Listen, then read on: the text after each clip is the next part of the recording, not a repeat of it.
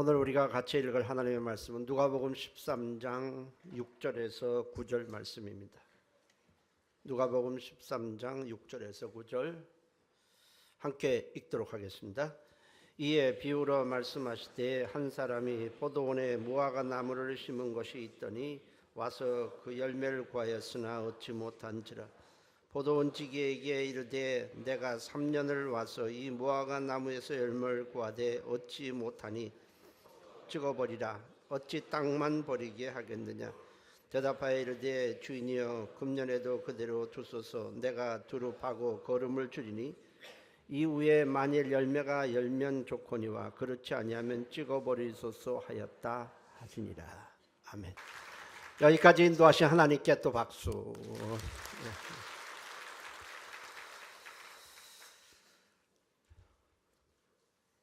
자, 오늘 이제 마지막 1년 내 마지막 주일 예배입니다.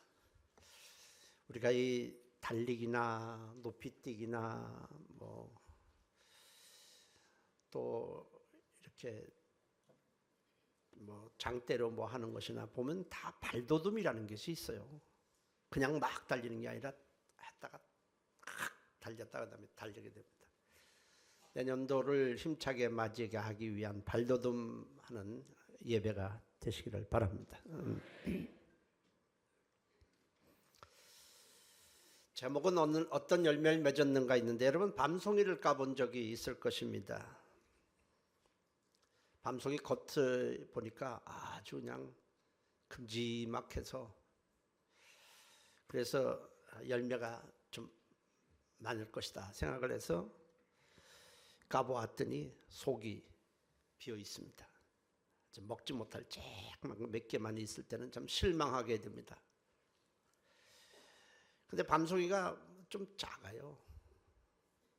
그리고 좀 신통치 않게 보였지만은 까봤는데 이게 웬일입니까? 그 안에 아주 큰 알맹이들이 꽉 차 있습니다. 굉장히 기분이 좋죠. 하나님이 우리를 부르시고 이렇게 와서 예배드리게 하고 은혜를 주신 것은, 그리고 구원해 주신 것은 우리에게 바라는 열매가 있기 때문에 그렇습니다. 우리는 무엇을 위해 살아가며 무엇을 위해 수고하는지 자신에게 좀 질문을 해볼 필요가 있습니다. 왜 공부하는가? 왜 공부 열심히 하라고 하는가? 공부하는가? 좋은 학교에 들어가기 위해서, 대학에 들어가기 위해서. 왜 대학에 들어가는가? 직장에 들어가기 위해서. 직장에 왜 들어가는가? 돈을 벌기 위해서. 왜 돈을 벌어야 되느냐? 결혼도 하고 집도 장만하기 위해서. 그 다음은 결혼해서 자식을 낳고 키우기 위해서. 그 다음은 죽는 거죠. 결국 이렇게 쭉 과정을 보면 죽기 위해서, 죽으려고 그렇게 애쓰고 수고하는 것이 과연 우리 인생인가? 그렇진 않을 겁니다. 결국 우리가 죽으려고 이렇게 애쓰는 것 아니지 않습니까? 인생이 끝난 후에 하나님은 우리 인생 기간 동안에 어떤 열매를 맺었는가를 반드시 하나님은 보십니다. 하나님이 원하시는 열매, 우리의 육체가 죽는 것은 마치 밤송이가 까지는 것과 똑같아요. 밤송이를 딱 까면 그 밤송이 껍질은 버리는 거예요. 그렇지만 그 껍데기가 있어야 그 안에서 열매가 있게 됩니다. 육체는 마치 밤송이 껍데기와 같고, 근데 깠는데 육체가 끝난 후에 보니까 열매가 하나도 없다. 그러면 실망하게 되고 결국 그 영혼은 버릴 것입니다. 그러나 그 합당한 열매가 거기에 꽉 차 있다면 굉장히 기뻐하시고 우리를 천국으로 인도하시고 또 상급을 주실 것입니다. 하나를 마감하면서 우리가 돌아볼 것은 얼마나 돈을 많이 벌었는가,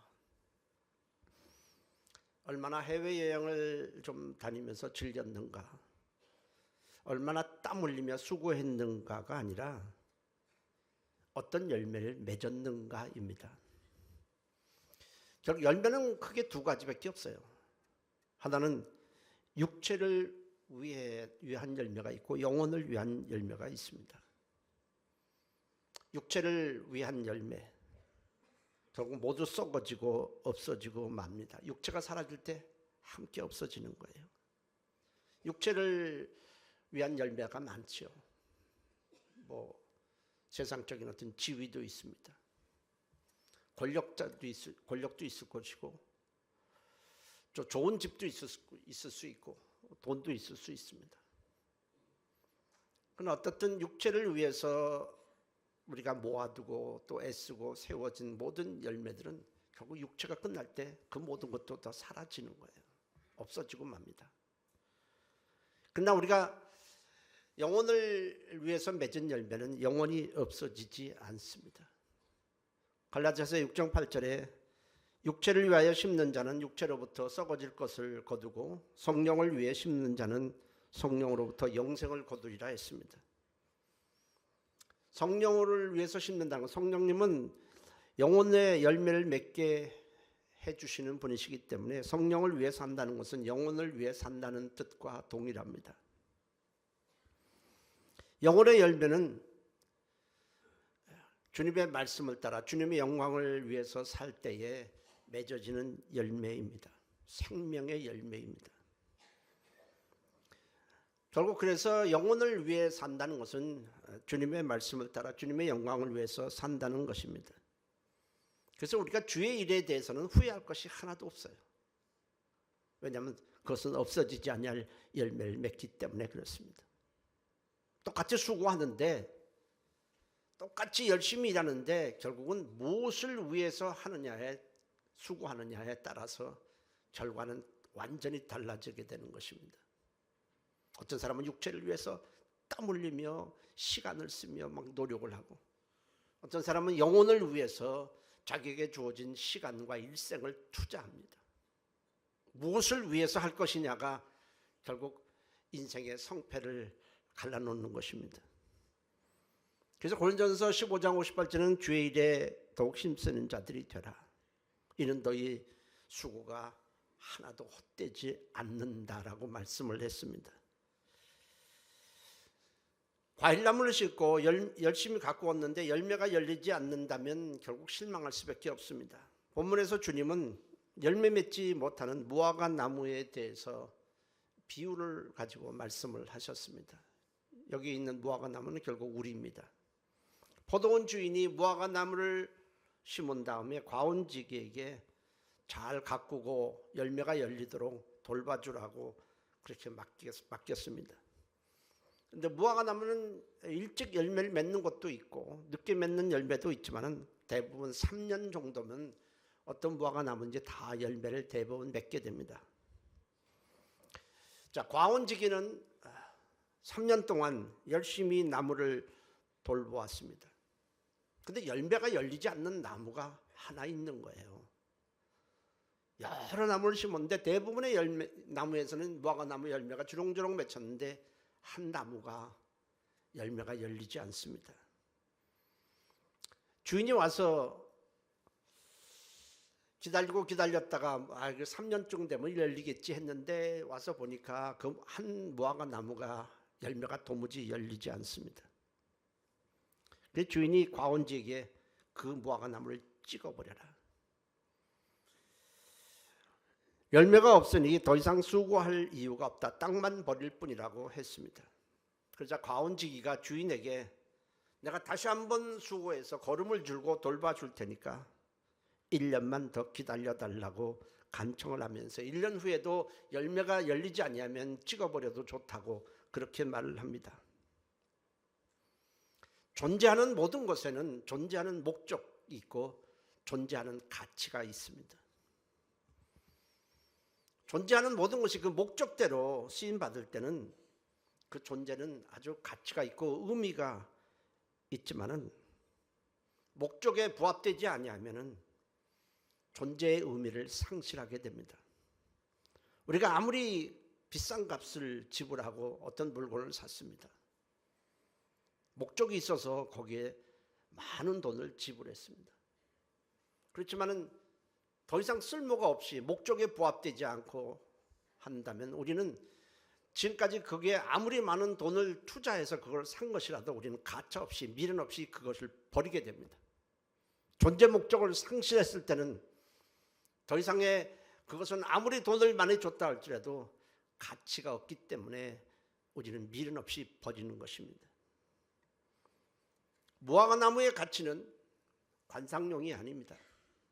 어떤 나무는 관상용으로 그 나무를 키웁니다. 또 어떤 나무는 목재로 사용하기 위해서 나무를 키웁니다. 근데 무화과 나무는 관상용도 아니에요. 보기도 그렇게 이쁘지 않아요. 더군다나 목재로도 쓸 수 없습니다. 무화과 나무의 가치는 열매를 맺는 데 있습니다. 다 각각 존재의 가치와 목적이 있습니다. 인간이 존재하는 목적은 무엇입니까? 영원에 없어지지 아니할 하나님이 원하시는 열매를 맺는데 인간의 존재 가치가 있고 목적이 있고 살아가는 의미가 있는 것입니다. 만일 인간이 나중에 어차피 밤송이를 깔 때 그 안에 열매를 얻기 위해서 그 밤송이를 키우는데 우리가 언젠가는 육체가 무너졌을 때 그 안에 하나님이 원하시는 열매가 없다면 그 영혼은 버림을 당할 수밖에 없습니다. 오늘 비유에서 포도원 주인은 하나님을 가리키고 과원지기는 예수 그리스도를 가리키고 무화과 나무는 바로 우리를 가리킵니다. 주인이 3년 동안 참고 기다렸다는 것은 열매를 맺는 것을 기대했기 때문에 그렇습니다.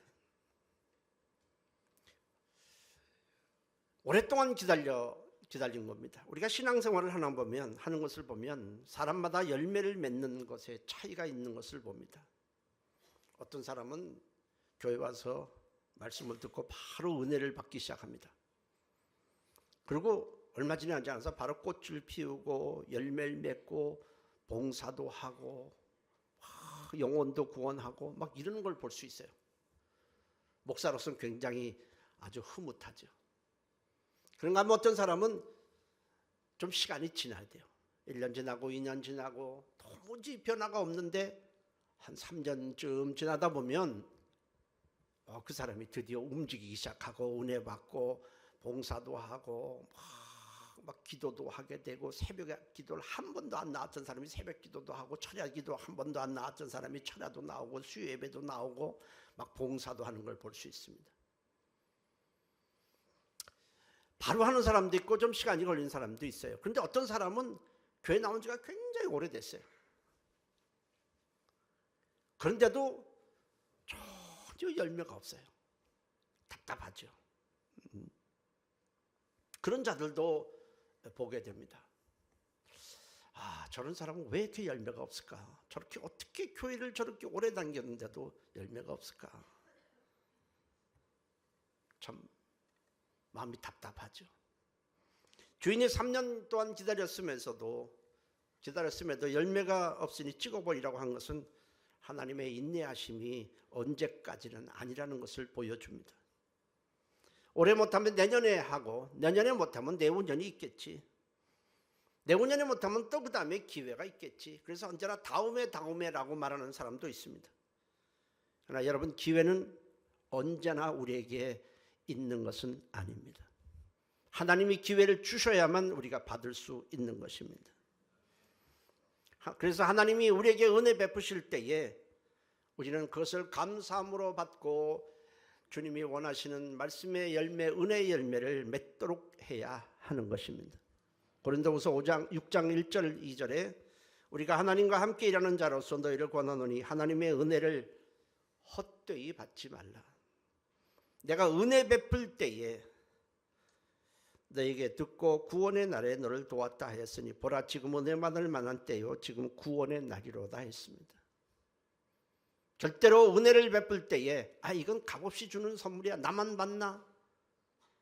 다 받는 거지 가볍게 보지 말라는 겁니다.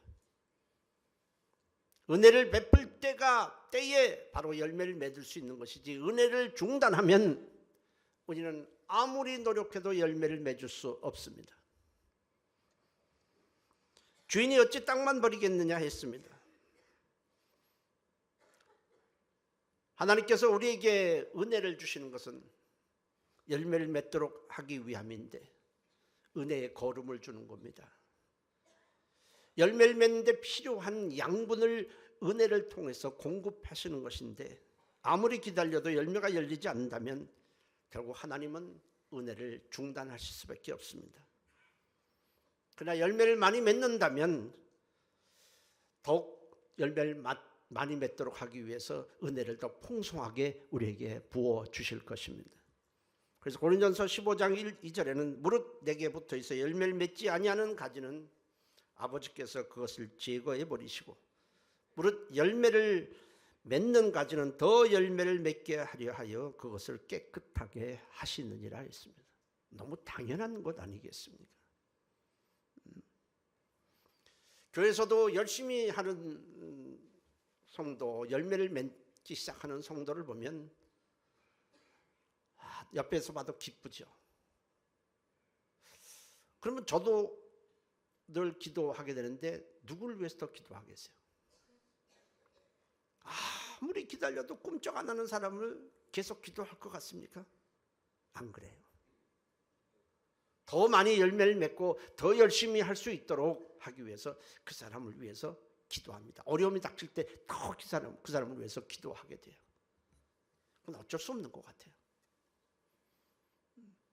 그렇다고 또 나 같은 사람은 기도 안 하겠지 그러진 마세요. 여러분 여기에 앉았다고 해서 무조건 은혜를 받는 것은 아니에요. 각 사람에게 성령께서 필요한 은혜를 우리에게 공급해 주시는 것입니다. 같은 예배를 드려도 여러 가지 말씀을 하는데 어떤 사람에게 이것이 필요하다. 여러 말씀 중에서 어떤 사람은 이런 은혜를 주고 어떤 사람은 은혜를 성령께서 각 사람에게 맞게 주시기 시작합니다. 근데 은혜를 주는 것을 성령님이 역사하지 않으면 그 사람은 여기 와서 들어도 절대로 감동이 되지 않습니다. 회개도 안 되고 주님의 일을 하고 싶은 뜨거운 소망도 없습니다. 그저 교회만 왔다 갔다 할 뿐입니다. 성령님이 그 마음속에 하나님의 말씀이 은혜가 되도록 부어주시지 않기 때문에 그런 현상이 일어나는 것입니다. 그래서 성경은 성령을 소멸하게 하지 말라라고 말씀합니다. 데살로니가전서 5장 17절에서 19절에 기도하라. 범사에 감사하라. 이것이 그리스도 예수 안에서 너희를 향하신 하나님의 뜻이니라. 성령을 소멸하지 말라 했습니다. 근데 반면 은혜가 공급되면 상황은 달라집니다. 어저께도 왔고 지난주도 왔고 이번 주도 왔고 계속 왔는데 그런데 어느 순간에 성령이 역사하면 그 사람은 말씀의 은혜를 받습니다. 은혜가 공급되면 말씀에 감동이 되고 그 은혜가 우리 안에서 막 살아 움직여서 우리를 하여금 주님을 위해서 주님의 영광을 위해서 수고하게 우리에게 만들어줘서 열매를 맺게 해 주시는 것입니다. 그래서 바울은 이렇게 말했어요. 내게 주신 은혜가 헛되지 아니하여 내가 모든 사람보다 더 많이 수고하였으나 내가 한 것이 아니오 오직 나와 함께 하신 하나님의 은혜로 했습니다. 여러분 믿음은 우리에게서 난 것이 아니고 하나님께서 은혜를 통해서 우리에게 주시는 최고의 선물입니다. 에베소서 2장 8절에 너희는 그 은혜에 의하여 믿음으로 말미암아 구원을 받았으니 이것은 너희에게서 난 것이 아니오 하나님의 선물이라고 했습니다. 여러분 구원 간단하죠. 예수님이 십자가에서 죽으시고 나의 죄값을 대신 치러주고 부활해서 우리에게 영생을 주신 것, 그 믿으면 구원이 돼요. 간단한 얘기예요. 그냥 그렇게 간단치는 않습니다. 간단한데 간단치 않아요. 그것이 우리에게 믿어지고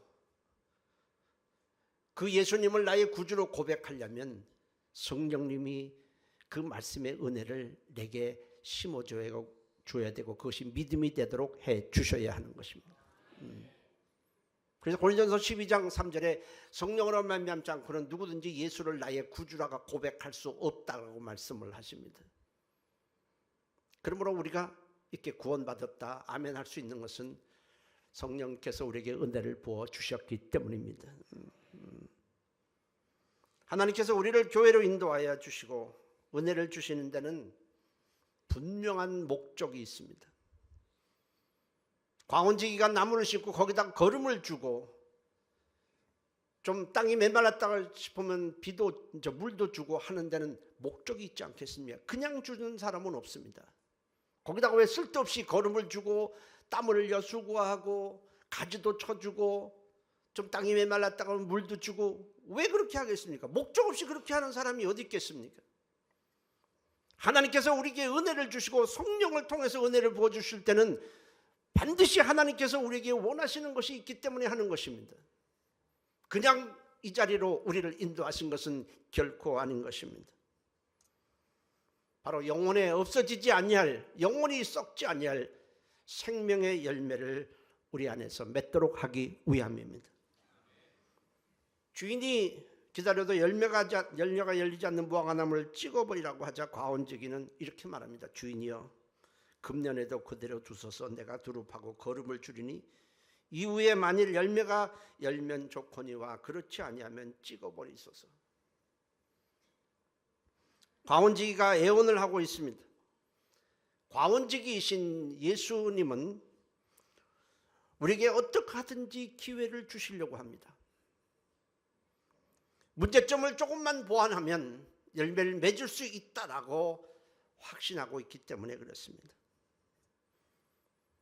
좀 교만을 조금만 내려놓기만 한다면 열매를 맺을 수 있을 텐데, 하나님이 얼마나 우리를 사랑하는지를 안다면, 주님이 우리를 살리기 위해서 어떤 희생을 십자가에 치렀는지를 안다면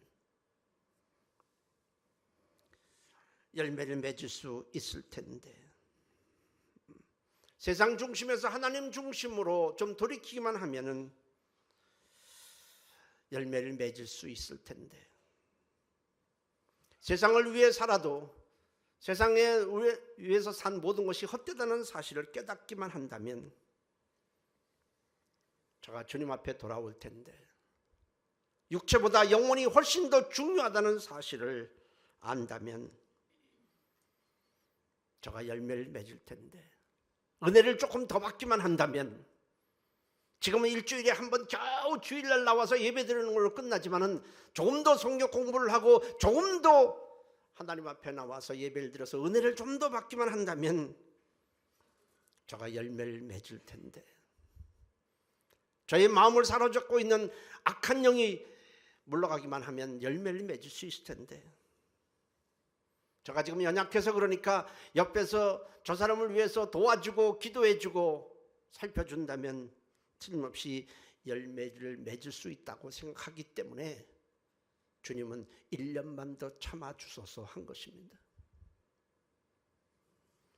그렇다고 무작정 기다려달라고 하는 것은 아닙니다. 1년만 더 기다려달라고 하는 겁니다.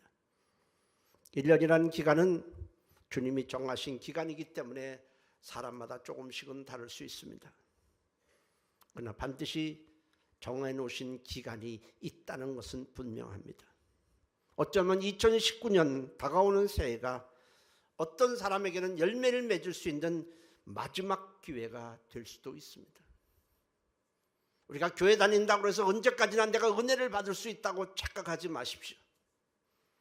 은혜는 주셔야만 받는 것입니다. 겸손해야만 받는 것입니다.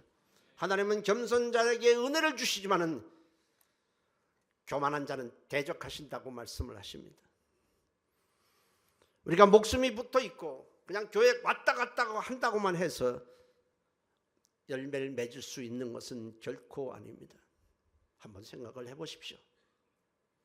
어떤 사람이 교회 6, 7년, 7, 8년을 다녔습니다. 옆에 사람들은 저가 교회 다니니까 구원을 받았을 것이다. 그 안에 생명의 열매가 있을 것이다. 그렇게 생각을 아마 옆에 사람들은 할 것입니다. 근데 그 사람이 죽었어요. 밤송이가 까지듯이 까졌습니다. 하나님이 보시기에 그 안에 생명의 열매가 없다면 그 사람은 결국 버려지고 맙니다. 우리는 그 열매를 볼 수가 없으니까 겉에 밤송이만 보니까 열매가 있을 것이라고 우리는 생각만 했지 실제로는 아닐 수 있다는 겁니다. 얼마나 비참한 겁니까?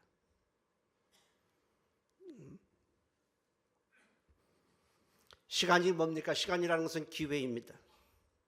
무슨 기회겠습니까? 육체를 더 도모하고 육체의 만족을 취할 수 있는 기회가 아니라 우리 영혼에 없어지지 아니할 열매를 맺을 수 있는 기회로 시간을 우리에게 주신 것입니다. 주님께서 우리 죄를 짊어지고 십자가에 죽으신 이유가 무엇입니까? 그것은 우리 안에 있는 죄의 독이 인간의 삶을 황폐하게 만들 뿐 아니라 영혼의 열매를 맺지 못하도록 가로막고 있기 때문에 그 죄를 제거해 주신 것입니다. 주님이 원하시는 열매가 있어요. 회개해서 죄사함의 열매를 맺는 것이고 부활하신 예수를 믿음으로 생명의 열매를 맺는 것이고 말씀에 순종함으로 복의 열매를 맺고 복음을 전함으로 멸망할 영혼들을 구원하는 많은 열매를 맺고 헌신하고 섬김으로 주님의 교회를 든든히 세우고 부지런히 가르치고 훈련시켜서 믿음의 일꾼을 많이 세우고 하나님을 사랑하고 하나님을 영광을 위해서 삶으로 영혼이 없어지지 아니할 열매를 그 영혼에 맺게 하는 것입니다. 그러면 결국 주님은 그 열매를 보시고 기뻐하셔서 우리에게 멸관도 주시고 주님의 영광에 참여하도록 하시는 것입니다. 영혼의 열매를 맺기 위해서는 반드시 은혜를 받아야 합니다. 은혜의 거름이 우리에게 부어지지 않으면 영혼은 열매를 맺을 수가 없습니다. 나무가 비를 공급받지 못하고 양분을 공급받지 못하면 열매를 맺을 수 없듯이 말씀의 은혜를 받지 아니하면 영혼에는 열매가 절대로 열리지 않습니다. 세상 것으로는 영혼의 열매를 맺을 수가 없습니다. 말씀 속에 우리 영혼이 열매를 맺을 수 있는 모든 자양분이 다 들어있습니다. 우리가 은혜를 받고 그 은혜를 따라 움직이기 시작하면 열매가 맺어지기 시작하는 것입니다. 썩지 아니할 열매입니다. 없어지지 아니할 열매입니다. 영혼에는 전혀 관심이 없고 오직 육체를 위해 시간의 기회를 다 써버린다면 어리석고 미련한 인생입니다. 누가복음 12장에 보면 한 어리석은 부자 얘기가 나옵니다. 그는 많은 재물을 모으는데 총력을 기울였고 자기에게 있는 시간을 다 투자했습니다. 날이 갈수록 재산은 많아지기 시작합니다. 곡식을 쌓아둘 곡간이 부족해서 계속 크게 지어야만 했습니다. 그는 곡간에 가득 쌓여있는 이 곡식을 보고 우리처럼 말한다면 은행에 가득 채워진, 은행에 넣어준 많은 재물을 보고 하는 것입니다. 그는 만족합니다. 내가 이만큼 모았다. 이만큼 내가 돈을 많이 모았으니 내 영혼도 기뻐하고 만족할 것이다 라고 생각을 하고 있는데 주님이 나타나셔서 말씀을 하십니다. 이 어리석은 자라. 재물을 많이 모았다고 해서 영혼이 열매를 맺는 것도 아니고 우리 영혼이 기뻐하고 즐거워하는 것도 아니라는 것입니다. 누가복음 12장 16절 20절에 한 부자가 그 밭에 소출이 풍성하며 심중에 생각하여 이르되 내가 곡식 쌓아둘 것이 없으니 어찌할까 하고 또 이르되 내가 이렇게 하리라. 내 곡간을 헐고 더 크게 짓고 내 모든 곡식과 물건을 거기 쌓아두리라. 또 내가 내 영혼에게 이르되 영혼아 여러에 쓸 물건을 많이 쌓아두시니 편안히 쉬고 마시고 즐거워하자. 하되 하나님은 이르시되 어리석은 자야, 오늘 밤에 내 영혼을 찾으리니 그러면 네가 지금까지 준비해 놓은 이 재물이 누구시 되겠냐. 그렇게 주님이 말씀을 하십니다. 그러면서 결론적으로 이렇게 말씀하십니다.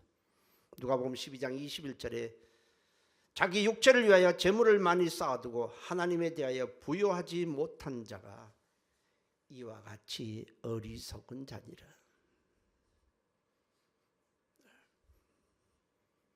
그러나 어리석은 부자와는 달리 지혜로운 인생을 산 사람이 있습니다. 바로 이스라엘 백성들을 하나님의 말씀을 따라 바로의 손에서 구원하고 가나안 땅까지 인도한 모세입니다.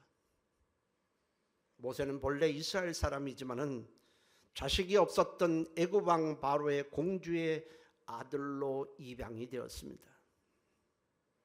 그의 나이 40세가 되었을 때입니다.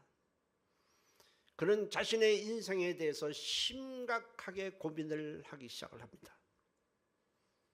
자기 인생에 대해서 이제 40쯤 되었으니 인생을 돌아보는 겁니다. 내가 애굽 왕실에서 계속 부귀영화를 누리다가 내 영혼이 버림을 받을 것인가? 아니면 내 영혼을 위해서 애굽 왕실의 호화로움을 떠나서 이스라엘 백성들과 고난을 받으면서 하나님을 섬길 것인가? 모세는 고민에 고민을 거듭합니다. 매일 밤 잠을 이루지 못하고 뒤척입니다. 나는 인생을 어떻게 살아야 할 것인가? 그런 괴로움에 잠을 못 자고 또 잠을 설칩니다. 그러다가 그는 결단을 내립니다. 아니다. 내가 지금은 부족함이 없이 그 왕실에서 호화로움을 즐기고 있지만은 결국 언젠가 내 육체는 죽는다. 그렇다면 내 영혼을 위해서 나는 이 애굽의 호화로움을 내려놓아야 되겠다. 그런 영혼을 위해서 애굽의 보화를 뒤로하고 바로의 공주의 아들이라는 높은 세상 신분도 내려놓고 하나님과 함께하기 위해서, 하나님을 예배하기 위해서, 하나님의 말씀을 쫓아 살기 위해서 애굽의 보화, 바로의 공주의 아들이라는 높은 신분 다 포기하고 고난의 길을 가기로 결심을 하게 됩니다. 히브리서 11장 24절 26절에 믿음으로 모세는 장성하여 바로의 공주의 아들이라 칭함받기를 거절하고 도리어 하나님의 백성과 함께 고난받기를 잠시 죄악의 낙을 누리는 것보다 더 좋아하고 그리스도를 위하여 받는 수모를 애굽의 모든 보화보다 더 큰 재물로 여겼으니 이는 상주심을 바라봅니다. 위대한 결단을 한 것입니다. 그라고 해서 애굽의 보화가 싫은 것은 아닙니다. 애굽의 부귀영화가 싫은 것은 결코 아니에요. 그러나 그는 40이라는 인생의 어떤 기로점에서 선택을 한 겁니다. 육체를 위해 살 것인가, 영혼을 위해서 살 것인가? 육체의 열매를 위해 맺는데 내가 전력 투구할 것인가? 아니면 영혼의 열매를 맺기 위해서 내게 있는 시간을 쓸 것인가? 그는 하나님을 택했습니다. 영혼을 택했습니다. 저 없어지지 아니할 열매를 위해서 세상에 자기에게 주어진 많은 좋은 것들을 내려놓았습니다. 그래서 위대한 인생을 살고 오늘 저는 모세를 본 적이 없어도 이렇게 모세를 얘기하고 있는 겁니다.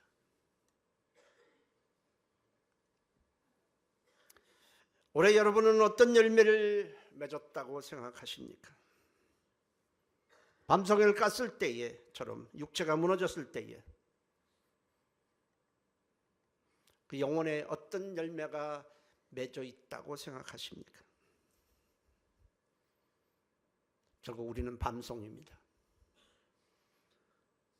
어차피 우리는 나중에 깨질 거예요. 여러분들 안에 생명의 열매는 있습니까? 하나님의 말씀에 따르는 없어지지 않을 복의 열매는 여러분들 안에 얼마나 맺혀 있다고 생각을 하십니까? 영혼을 위해서 애쓰는 사람들은 육체의 즐거움을 잠깐씩 내려놓습니다. 이제 이틀만 지나면 새해가 시작이 됩니다. 어쩌면 내년에도 많은 사람들이 이 세상을 떠날 것입니다. 중요한 것은 우리에게 주시는 시간의 기회를 무엇을 위해 사용할 것인가? 무엇을 위해서 내가 수고할 것인가? 어떤 열매를 맺는데 내게 주신 이 시간이라는 이 기회를 내가 사용할 것인가? 육체를 위해서 아니면 영혼을 위해서? 결국 우리는 언제나 기로점에 서 있습니다. 아마 내년에 여기 있는 사람 중에서 난 내년에 나 죽을 것 같아 이런 사람을 생각하는 사람은 한 사람도 없을 거예요. 그러나 생각하지 않아도 나도 모르는 사이에 한 사람 한 사람씩 죽습니다. 대충 병에 걸리면 저 사람은 언제쯤 이 중병에 걸렸으니까 오래 살지 못할 거야 하는 사람만 죽는 것은 결코 아니더라고요. 그리고 더 산다고 할지라도 하나님께서 실망을 하고 더 이상 내가 은혜의 걸음을 주지 않겠다라고 주님이 결정하시면 교회 다녀도 열매는 맺을 수 없습니다. 우리는 결국 모세처럼 결단을 해야 합니다. 시간은 내 것이 아니고 하나님이 우리에게 기회로 주시는 것입니다. 다가올 새해는 영혼이 부유해지고 없어지지 아니할 열매를 맺는 새해가 되시기를 주의 이름으로 축원합니다. 기도합니다. 통성으로 기도합니다. 하나님, 우리는 육체는 자꾸 낡아지고 쇠하여집니다. 밤송이가 나무에 매달려 있다가 언젠간 떨어지듯이 우리도 떨어집니다. 중요한 것은 밤송이를 깠을 때에 열매가 있느냐 없느냐 하듯이 결국 우리도 육체가 밤송이처럼 땅에 떨어지고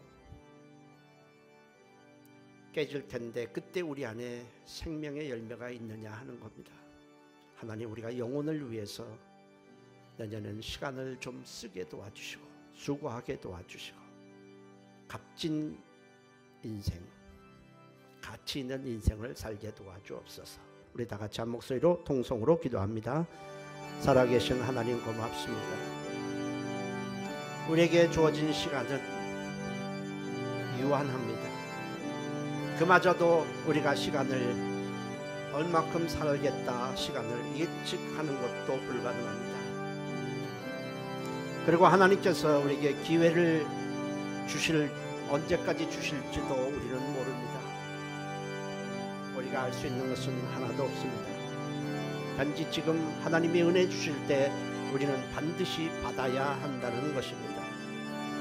하나님 아버지, 미루지 않게 도와주시고 다음에라는 말을 우리는 입 밖에 내지 않도록 도와주시고 은혜 받는 일에 많은 만큼은 우리는 앞장서도록 도와주셔서 열매 맺고 값진 열매를 맺는 축복된 인생을 살게 하여 주시옵소서. 예수님의 이름으로 기도했습니다. 아멘. 우리가 얼마큼 살아야 되겠다, 내게 시간은 이 정도 있다라고 확신할 수 있는 사람은 한 사람도 없습니다. 왜냐하면 시간의 주인은 하나님이시기 때문입니다. 우리가 언제까지 은혜를 받으며 살아야 되겠다 정할 수도 없습니다. 왜냐하면 은혜를 주신 이는 하나님이시기 때문입니다. 그러므로 중요한 것은 내게 주어진 시간, 내가 쓸 수 있는 시간, 내게 은혜 베푸실 그때에 내가 그것을 받고 열매를 맺는 일입니다. 2018년도 우리는 많은 시간을 낭비하며 살았는지 모릅니다.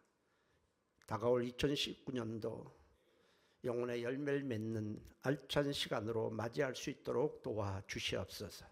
예수님의 이름으로 기도했습니다. 아멘.